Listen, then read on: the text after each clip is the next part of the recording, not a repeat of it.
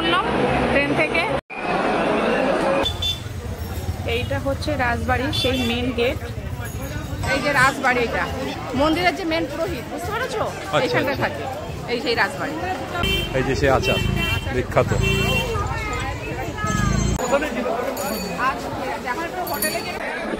এখন বাজে 3টে, মানে বিকেলবেলা। আমরা তারকেশ্বর পৌঁছিয়েছি, আর তারকেশ্বর পৌঁছে হোটেলের রুম নিয়ে ব্যাগগুলো রেখে সোজা চলে আসলাম মন্দিরে।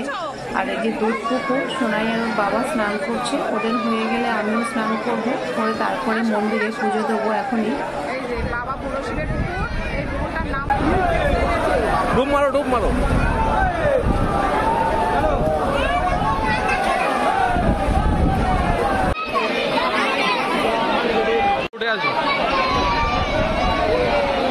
বিকাল বেলায় আমরা পুজো দেবো এখন 3টের সময়। মন্দির এখন ভেতরে ক্যামেরা এলাও আছে কিনা জানি না, তাই দূর থেকে একটু দেখিয়ে নিচ্ছি, যদি ভেতরে না দেখাতে পারি। এখান থেকে ফেরা নিচ্ছি বাড়ির জন্য।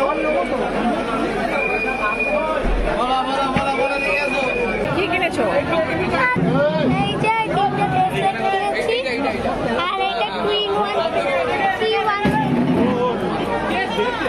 কি ওইটা? 3-1 পেন। বড় দেখো, সাইজটা দেখো, সেরা করবো না, এত বড় দেখে দেবো।